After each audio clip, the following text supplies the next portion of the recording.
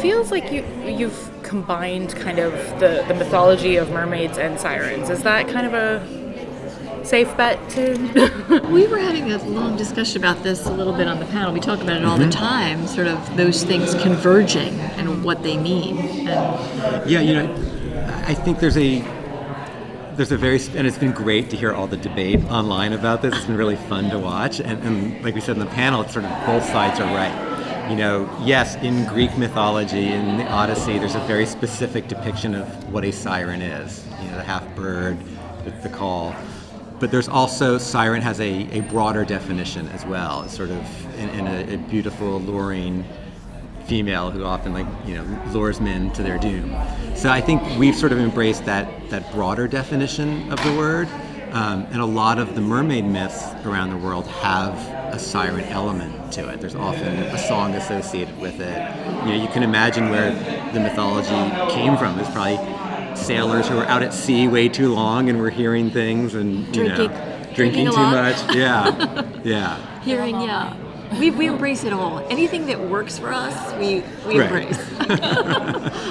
But it's really that sort of more general definition of siren that applies to our show most directly. Can you tell me a bit more about any research you did while writing these parts? A lot of it was about the sort of the marine biology aspects of it and what kinds of research is being done out there in the ocean, what's happening with the ocean environmentally, which is really terrifying and scary and is really a huge story point for us. It's really sort of the why now of our show. Our oceans are getting trashed at an alarming rate, and that's what's forced these creatures closer to the surface. So we've definitely done, a lot of research about what's happening environmentally with the ocean. Emily, you had found that great thing about the noise pollution in the ocean and how it's literally steering whales boats. off course. Yeah, it was damaging the whales' migration because our ships were making sonar noises and damaging their course. So that whole had to be done. But we're always doing research about things like that might help us with story, but also then on many levels, military research has helped us in terms of covert operations and how that might be run, and all sorts of little historic things in the mythology of it all. And then in terms of mermaids, just to really invent a mythology that is interesting and unique, but also pretty simple. We don't want to get too crazy with our mythology and start to get lost in it, and all of a sudden, mermaids have superpowers. And I think it's really good to keep it as sort of biological and specific as possible, and really sort of rein in the mythology and just go deep with it.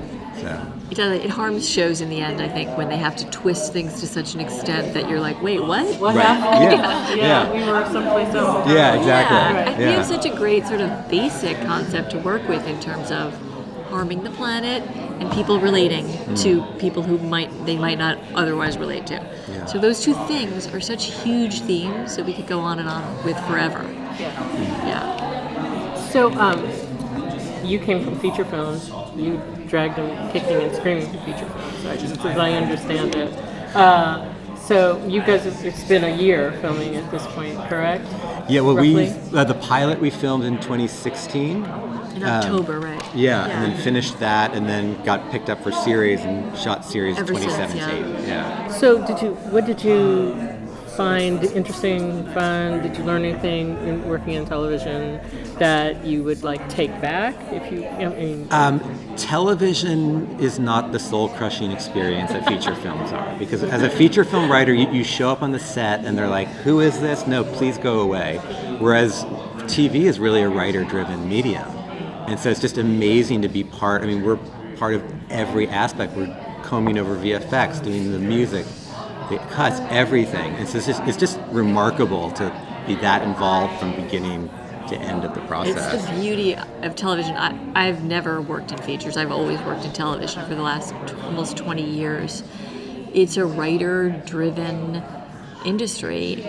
Television is, and also the beauty of it is you get to produce. Yeah. You learn to produce every single aspect, from finding our amazing cast to deciding what color the set should be. I mean, every single aspect is run by the writer, executive producers. And that's just, you really can have a vision for something in a way that a director has a vision in features, and that's great, and that's his thing. Right. And in TV, it really is the writer, executive producers. Yeah. So we've had this great experience of making this show what we think it can be. Yeah. You always have a network, obviously, there, giving their opinion. They certainly have put their mark on it as well.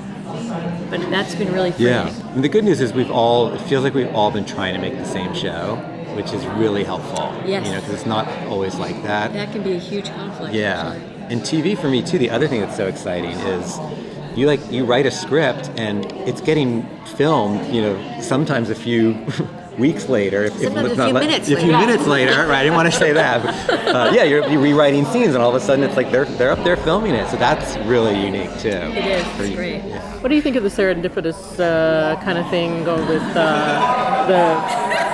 what is it? I don't see it just left my head. The Shape of Water and this. I mean, it's like, come on, you guys planned it, right? You're just like, oh great, we're gonna just like jump on it. Yeah.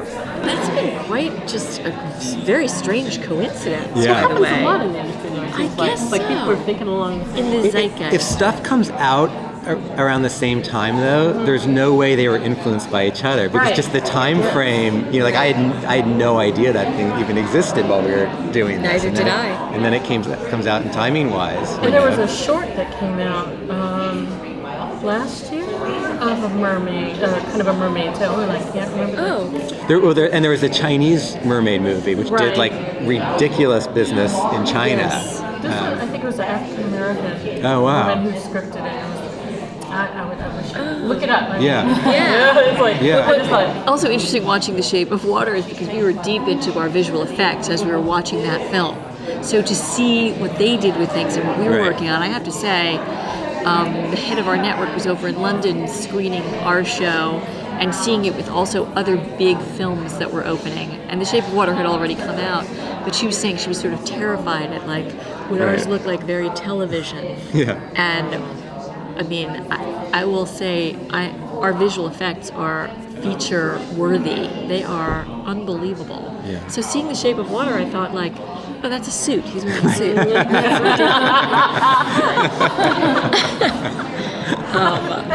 All due respect to amazing filmmaking, Yeah. and all Yeah. of that. But we were just had a different concept. So. Yeah.